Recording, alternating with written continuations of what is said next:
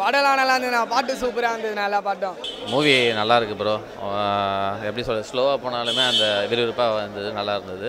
Music சூப்பராக இருந்தது. பூர்ண மேம் ஆக்டிங்கும் சரி, வித்தார்த் ஆக்டிங்கும் சரி, அப்புறம் இந்த இன்னொரு ஆக்டர், தெலுங்கு ஆக்டர், அவரும் சூப்பராக பண்ணியிருந்தார். படம் நல்லா இருக்கு. நான் கேவலமாக இருக்கு. அல்ல காதல் நிறைய இருக்குது தலைவா.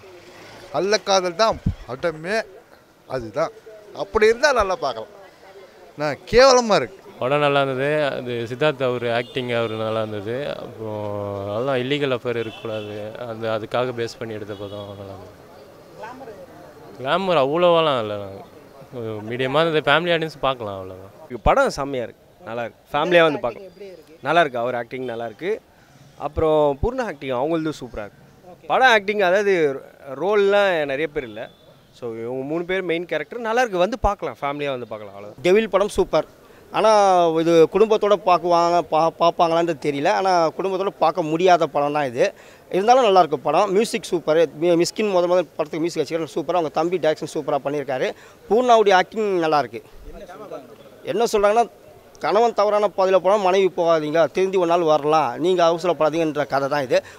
கணவன் தப்பு பண்ணாலும் மனைவியும் தப்பு பண்ணுறாங்க. அதன் மூலிமா அந்த விளைவுகள் தான் படம்.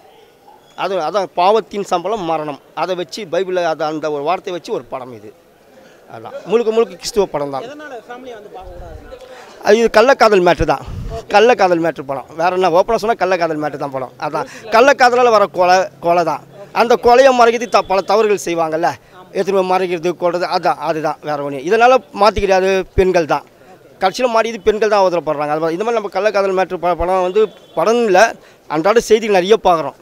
அதான் அந்த மாதிரி தான் இது. இல்லை, படத்தில் ப்ளஸ்ஸு மைனஸ்ன்றது இல்லை. படம் வந்து ஃபேமிலியாக வந்து பார்க்கலாம்.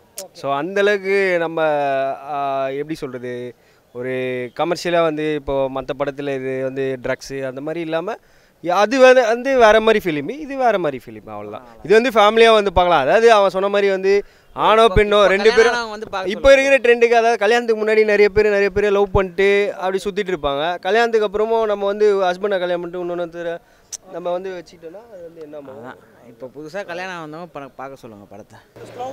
ஸ்லோவாக தான் போகுது படம். அதான் அந்த லேடிஸ்லாம் இது பார்ப்பாங்களான்னு தெரியல.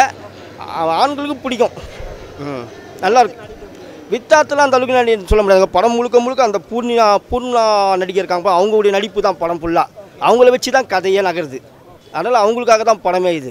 அவங்களோட நடிப்பு சூப்பர். அதே தான் பத்தினியாக இருக்கணும். ஆணாக இருந்தாலும் பெண்ணாக இருந்தாலும் பத்தினியாக இருக்கணும். பத்தினியாக இல்லைன்னா குடும்பம்னா அவன்றது அதுதான் ஜிலோ வைடோன்றது சொல்லியிருக்காங்க.